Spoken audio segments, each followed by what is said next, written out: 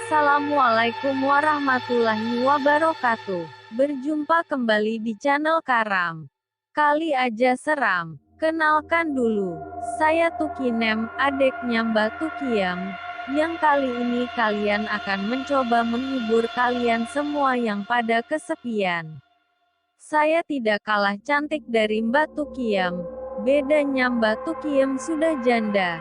Kalau saya masih perawan dan masih suci. Oke, tidak usah berlama lagi. Di episode kali ini, saya akan membawakan dua cerita sekaligus yang tentunya seram, horor dan menegangkan. Jangan sekali-kali kalian mendengarkan cerita ini sendiri. Minimal ada kucinglah di samping kalian. Cerita pertama berjudul Lubang Buaya. Menceritakan seseorang yang penasaran dengan area lubang buaya dan mencoba masuk sendirian untuk foto-foto. Kejadian apakah yang akan terjadi dengan orang tersebut? Cerita kedua berjudul Katak Jelmaan. Seorang pemuda membunuh seekor katak terbang yang ternyata itu adalah jelmaan makhluk halus. Tetap stay di channel Karam kali aja seram. Jangan lupa subrek ya. Pakai handsfree dulu sebelum dengerin. Oke, kita mulai ceritanya. Misteri Lubang Buaya. Kali aja seram.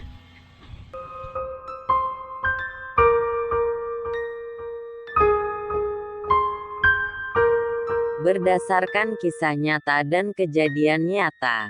Pengalaman terakhir di Jalan Al-Umar Lubang Buaya. Tempat praktek Ki Joko Bodo yang pertama. Jalan Al-Umar Lubang Buaya. Sebelumnya saya meminta maaf jika saya tidak bisa menunjukkan foto-foto saat momen ini. Dikarenakan akun Facebook saya yang lama telah diblokir oleh beberapa orang yang tak bertanggung jawab. Saya pun mengetahui alasan mereka melakukan itu terhadap saya. Mereka merasa iri terhadap akun saya yang memiliki banyak foto dan bukti konkret semua pengalaman saya. Dari tahun 2008 hingga 2016 yang ada di profil Facebook saya tersebut. Jadi maafkan saya.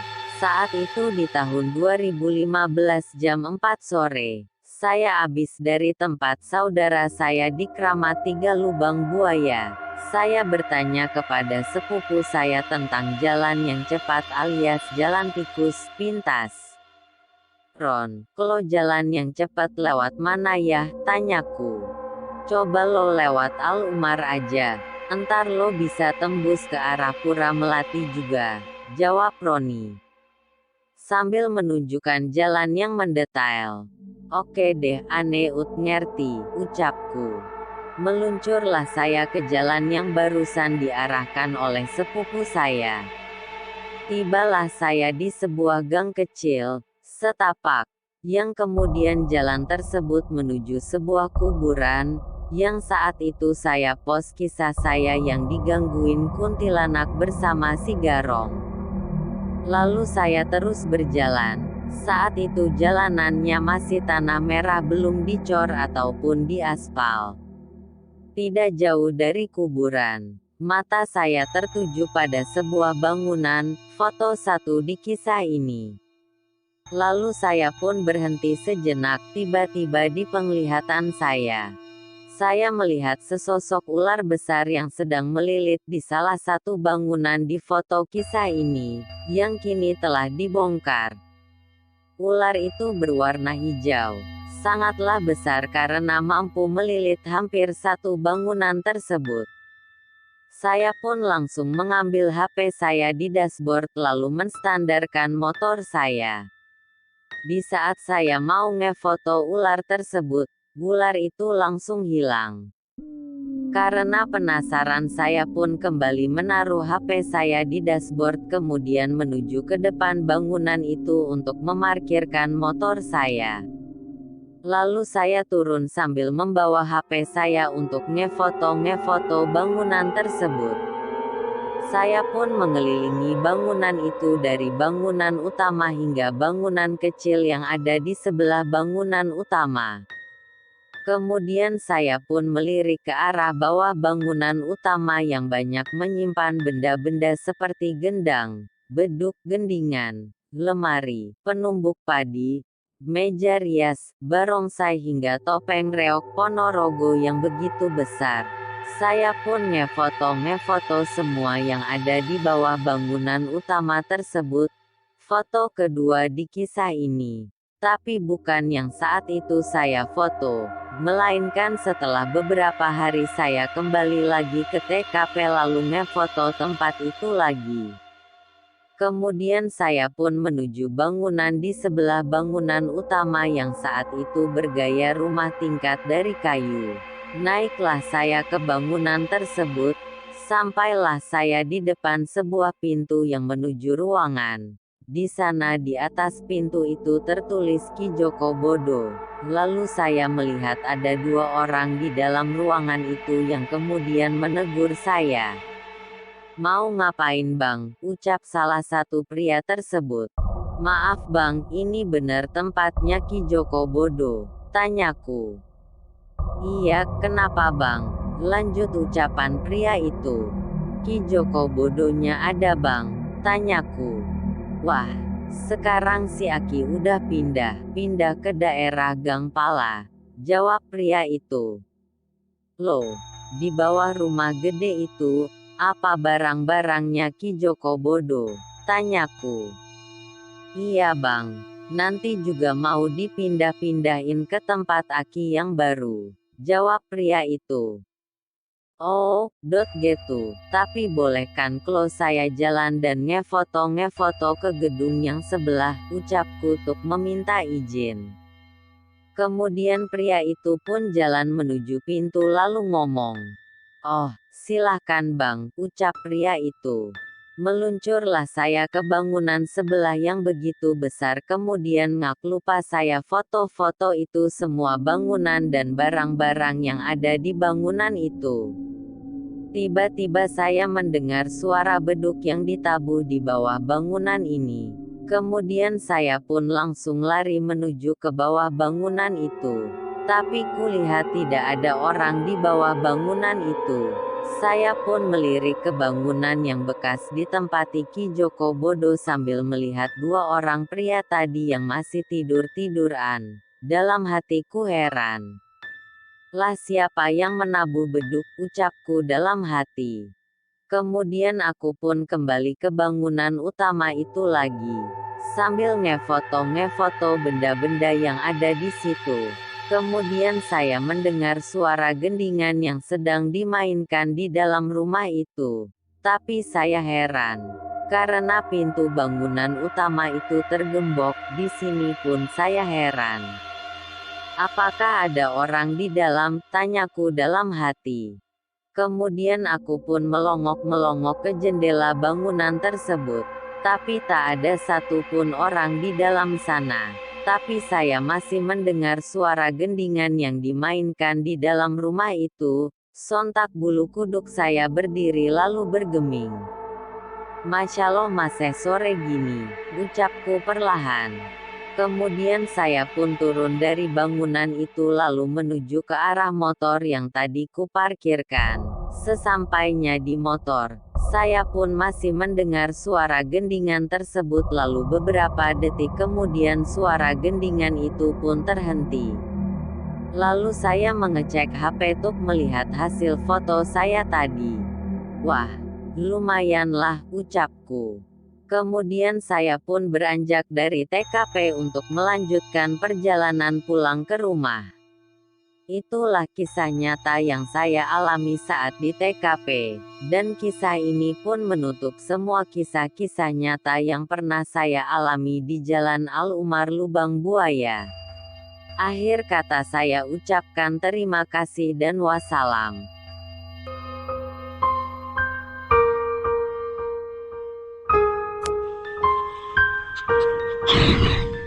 Kali aja seram.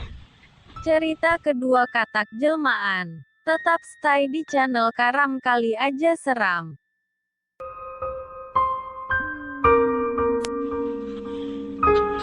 Sekarang, kali aja seram. Cakung, katak pohon. Mungkin beberapa orang pernah kedatangan hewan ini. Entah dia menempel di dinding atau sekedar loncat lalu nemplok di badan. Broko, di rumahmu ada begituan?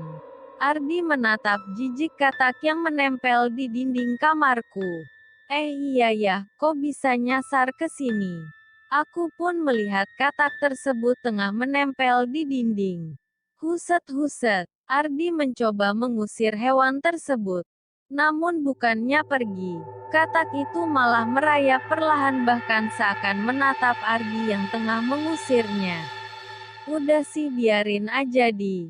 Aku tidak terlalu peduli akan kehadiran hewan tersebut. Bro, kata orang-orang bahaya tahu, kalau dia pipis terus kena mata kita akan bengkak bahkan parahnya bisa buta. Ah, masa sih? Aku tidak percaya akan ucapan Ardi. Ardi masih saja mencoba mengusir hewan tersebut kulihat. Namun hewan itu tak kunjung pergi. Ardi mengambil kemoceng, lalu plak-plak asteris. Ardi memukul katak itu hingga jatuh dan mati. Matikan, siapa suruh masuk-masuk sini? Ardi terlihat puas karena sudah berhasil membunuh katak itu. Yeay, jahat banget sih, buang sana. Aku menyuruh Ardi membuang katak itu. Dengan menggunakan sarung tangan, lalu Ardi membuang katak yang sudah mati itu keluar rumah. Kamu buang kemana di? Ku lempar bro, entah kemana. Jawab Ardi. Aku dan Ardi tengah asik bermain game di handphone. Dengan ditemani kopi juga cemilan. Malam itu terasa sangat asik bagi kami. Tok-tok. Terdengar suara pintu kamar ada yang mengetuk dari luar. Bro, buka tuh. Ardi menyuruhku membuka pintu. Aku bergegas membuka pintu. Namun tak ada siapa-siapa di luar. Setelah ku pastikan tak ada siapa-siapa, lalu aku pun kembali rebahan. Siapa bro? Ibumu ya? Tanya Ardi padaku. Bukan. Gak ada siapa-siapa. Jawabku sambil fokus kembali pada handphone. Tiba-tiba aku teringat, jika di rumahku tidak ada orang lagi selain aku dan Ardi, karena orang tuaku sedang menginap di rumah nenekku.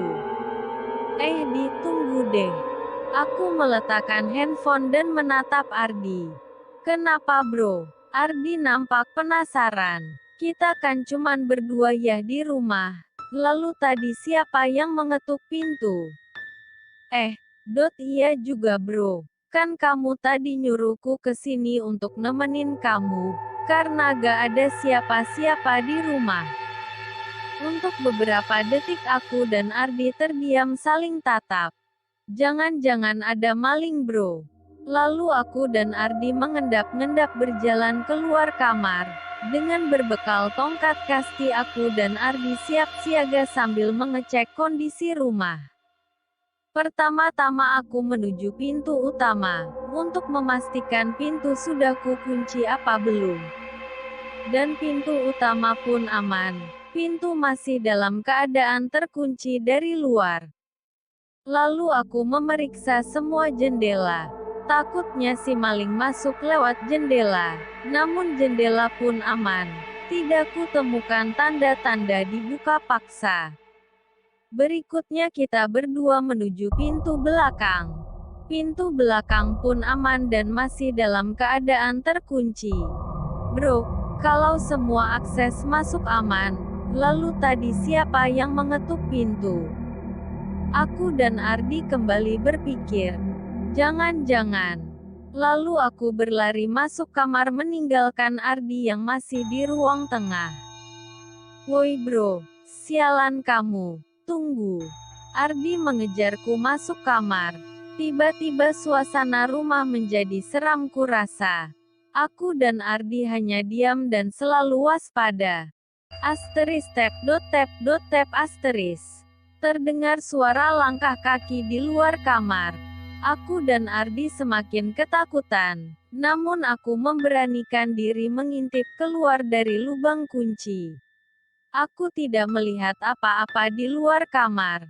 Hingga saat pandanganku mengarah pada kursi rotan tempat bapakku bersantai, aku menyaksikan ada sesosok makhluk hitam berwajah seram tengah duduk di sana. Astagfirullahalazim. Tubuhku gemetar dan mendadak lemas. Kamu kenapa, bro? Ardi segera menghampiriku. Dengan dibantu Ardi, aku kembali duduk di kasur. Keringat dingin terus bercucuran dari seluruh pori-pori di tubuhku. Ardi panik dan beberapa kali memukul-mukul tanganku. Bro, sadar bro, kamu kenapa? Aku tak bisa berkata-kata. Lalu aku menunjuk pada lubang kunci kamarku. Ardi yang penasaran lalu dia pun melihat keadaan di luar lewat lubang kunci pintu kamarku. Allahu Akbar, itu apa bro? Ardi kembali mendekatiku. Kesadaranku perlahan mulai normal. Meski aku tak sempat pingsan, namun untuk sepersekian menit aku merasakan linglung. Aku juga gak tahu di. Ardi terlihat sangat ketakutan. Tok tok tok, terdengar kembali pintu kamarku diketuk. Aku dan Ardi semakin ketakutan. Semua bacaan ayat Al-Quran yang kami bisa, kami bacakan. Asteris bro, asteris. Tiba-tiba saja Ardi jatuh pingsan. Aku semakin takut dan panik dengan keadaan. Hei bangun dong. Aku mencoba menyadarkan Ardi. Hahaha. Ardi tiba-tiba tertawa. Awalnya aku kira Ardi sedang bercanda. Namun setelah kulihat mata Ardi yang memutih, aku yakin kalau Ardi kesurupan. Karena aku telah diberitahu oleh bapakku, ciri-ciri orang kesurupan. Salah satu ciri-cirinya kini kulihat pada Ardi. Tentu saja aku semakin panik dan takut dong, aku bingung harus berbuat apa. Mau keluar rumah, tapi aku gak mungkin meninggalkan Ardi sendiri. Namun jika aku diam saja, siapa yang akan menolong Ardi? Sungguh aku dilema dalam situasi ini. Ardi sadar di. Jahaha, teman kamu sudah lancang. Ardi mulai bicara dengan nada berat, dan aku yakin itu bukan Ardi yang seungguhnya. Apa salah Ardi? Aku mencoba memberanikan diri bertanya. Dia sudah membunuh anakku, jadi sebagai gantinya aku akan membawa dia ke alamku jahaha. Aku tak memahami apa maksud dari kata-kata makhluk yang sedang bersemayam di tubuh Ardi. Membunuh siapa? Kami dari tadi gak kemana-mana. Lagian mana mungkin temanku berani melakukan hal itu. Memang benar adanya. Selama aku berteman dengan Ardi, tak pernah dia berani pada orang lain, apalagi sampai membunuh seperti yang dituduhkan makhluk itu. Apa salah anakku? Dia sedang bermain, tapi manusia ini malah membunuhnya. Ardi yang dirasuki makhluk gaib terlihat sangat murka. Sementara aku masih belum paham dengan apa yang dikatakan makhluk itu. Lalu Ardi berdiri dan berlalu pergi begitu saja. Aku tak tinggal diam, aku mengikuti Ardi dari belakang sambil menarik tangannya. Sadar Di. Namun Ardi terus berjalan tanpa memperdulikanku. Ardi terus berjalan keluar dari rumah menuju perkebunan di dekat rumahku. Beruntung saat di luar aku berpapasan dengan Ustadz Hasan. Pak Ustadz tolong saya. Aku meminta tolong pada Pak Ustadz, sambil terus menarik tangan Ardi. Ustadz Hasan segera membantuku menghalangi Ardi. Ardi berontak ketika Ustadz Hasan menghadangnya. Jangan ikut campur. Ardi menatap Ustadz Hasan. Ustadz Hasan mengelurkan tasbih lalu dililitkan pada lengannya.